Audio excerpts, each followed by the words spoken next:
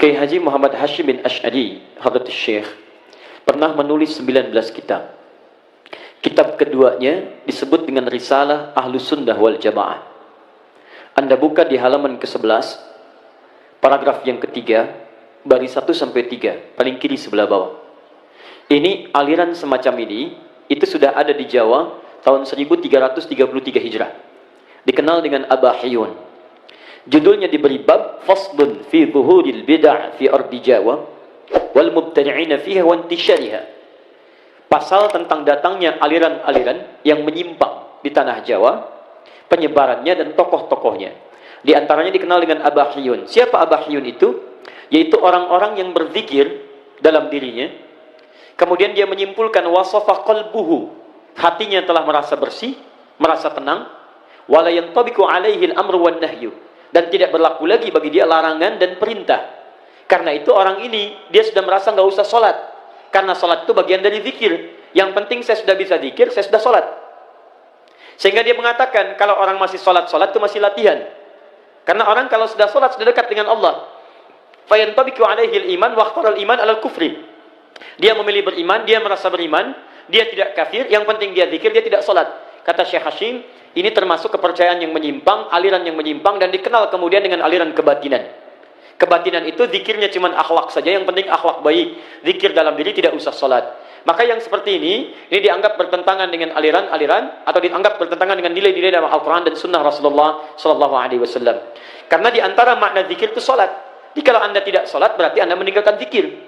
Ya, Nabi sholat, sahabat sholat, tabi'in sholat, ulama sholat. Bahkan semua Nabi sholat. Nabi Musa sholat, Quran surah ke-20 ayat ke-14. Nabi Isa sholat, Quran surah ke-19 ayat 31 sampai 33. Nabi Ismail sholat, meminta keluarganya untuk sholat. Wa kana ya'muru ahlahu bis shalah, Quran surah 19 ayat ke-55. Nabi Ibrahim sholat, mendoakan keturunannya supaya sholat. Quran surah ke-14 ayat 39, 37 sampai 39. Semua sholat. Nah, Nabi, Rasul sholat, sahabat sholat, tabi'in sholat, ulama sholat. Antum bukan Nabi, bukan Rasul, bukan tabi'in, bukan sahabat, bukan ulama. Antum tidak sholat. Ada sesuatu yang harus kita perbaiki dalam diri kita. Disingkatnya, tidak dibenarkan sholat hanya berzikir saja dalam diri kita, tapi harus diwujudkan dalam bentuk gerakan-gerakan ibadah sholat. Ya. Boleh berzikir, subhanallah, alhamdulillah, Allahu Akbar. Kapan waktunya? Selesai sholat. Boleh. Apa dalilnya? Quran surah keempat ayat 103. Paling kanan di pertengahan. فَإِذَا قَضَيْتُمُ الصَّلَاةَ فَاذْكُرُوا اللَّهَ. Maka jika Anda telah tuntas mengerjakan sholat, silakan berzikir kepada Allah. Subhanallah, qiyaman wa qu'udan wa ala junubikum. Boleh sambil berdiri, boleh sambil duduk, boleh sambil berbaring.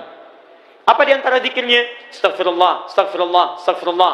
Allahumma antas salam, minkas salam, tabarakta ya dzal jalali wal ikram. Hadis Muslim, hadis 593. Ya, la ilaha illallah wa la syarika lah, lahul mulku wa lahul hamdu wa ala kulli syai'in qadir. Hadis Muslim, hadis 595. Jadi, saya pertanyaan untuk yang pertama ini tidak diperkenankan. Saya ulang, tidak diperkenankan meninggalkan sholat dan mengganti dengan zikir-zikir dengan kalimat thayyibah saja.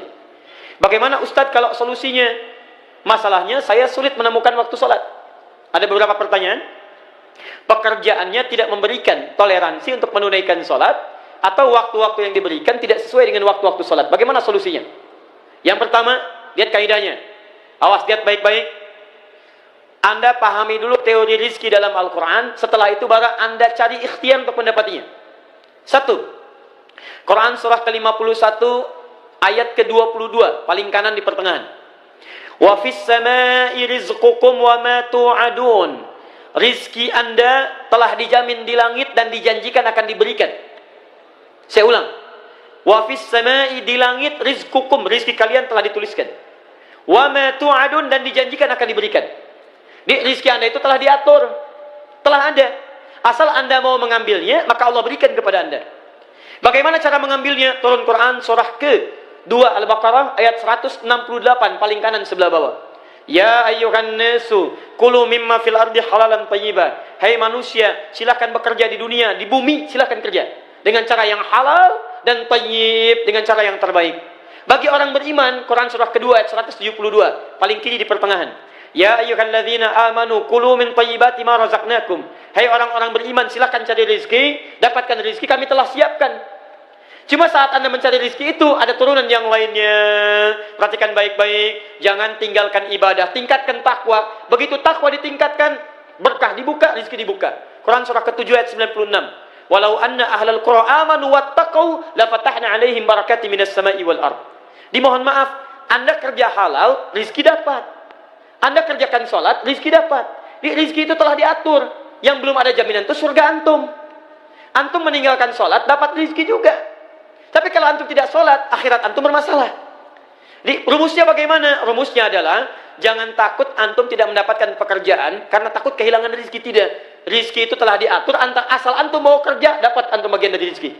Karena itu saran saya, sambil antum mendapatkan pekerjaan yang baik, jalani pekerjaan sekarang, cari pekerjaan-pekerjaan yang tidak menyulitkan Anda untuk mendapatkan sholat. Yuk cari dari sekarang. Kalau sekarang antum bekerja sulit sholat, antum sambil mencari, kemudian cari kemudahan-kemudahan menunaikan sholat. Misal, ada waktu sholat yang dalam kesulitan bisa dijamak, bahkan qasar.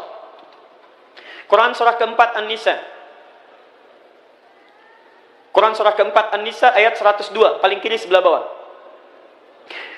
Quran surah keempat An-Nisa ayat 102, paling kiri sebelah bawah.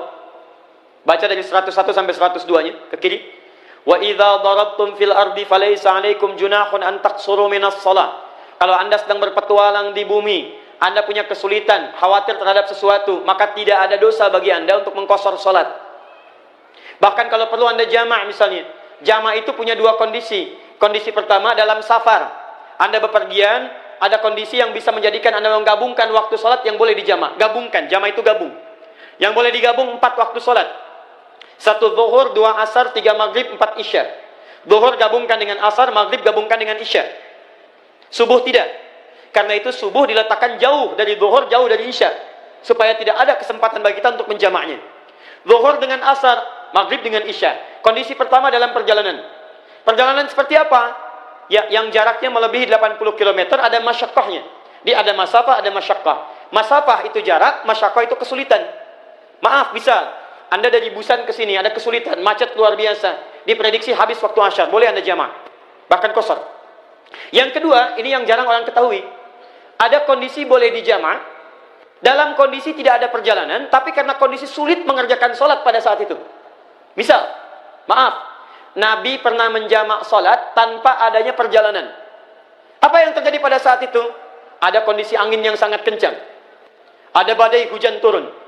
Karena dikhawatirkan dari masjid tidak bisa ke masjid lagi, maka ahli masjid menjamak waktu sholat zuhur dengan asarnya, maghrib dengan isyanya. Ditarik ke kondisi kekinian, misal ada orang dokter, profesinya sedang tindakan misalnya. Diprediksi tindakan dokter itu operasi dari mulai zuhur sampai ke menjelang maghrib, asarnya bisa lewat. Anda nggak bisa tiba-tiba sedang operasi, jantung dibuka, adzan asar berkumandang. Allahu Akbar, Allahu Akbar. Maaf ya, saya mau sholat dulu. Masya Allah. Anda tinggalkan, meninggal pasien ini. Maka Anda boleh tunaikan di waktu zuhur, jamak dengan asarnya. Selesai operasi, kerjakan sholat maghribnya. Anda kerja sekarang, pekerjaan Anda tinggal di satu daerah, sholatnya sulit, kalau ketahuan misalnya bisa bahaya bagi Anda. Maka bagaimana caranya? Anda bisa ambil pertama, satu, Anda cari peluang dulu mencari pekerjaan lain yang memudahkan Anda untuk menunaikan sholat. Sambil mencari itu, kerjakan sholat sesuai dengan kemudahannya. Bisa, Anda punya waktu 5 menit untuk mengerjakan sholat. Anda permisi dari situ, cari ruangan, kerjakan sholat, jamaah dengan asarnya. Atau Anda dapatkan asarnya, duhurnya susah, dapatkan asarnya. Anda kerjakan masuk di waktu asar, jamaah dengan duhurnya. Demikian maghribnya, demikian isyanya. Kalau memang pekerjaan Anda sama sekali tidak bisa menunaikan sholat di sana, maka saran saya, hijrah Anda, cari pekerjaan lain yang membuatkan Anda mudah menunaikan sholat. Demi Allah saya katakan, rizki Anda sudah diatur. Asal Anda mau gerak, rizki datang. Tapi surga Anda belum dijamin. Itu masalahnya. Jadi, sambil mencari pekerjaan, Anda bisa kerjakan untuk menunaikan sholat jamaahnya. Kalau sudah dapatkan pekerjaan yang baik, Anda dapati itu, dan semoga Allah memudahkan keadaan Anda insyaAllah.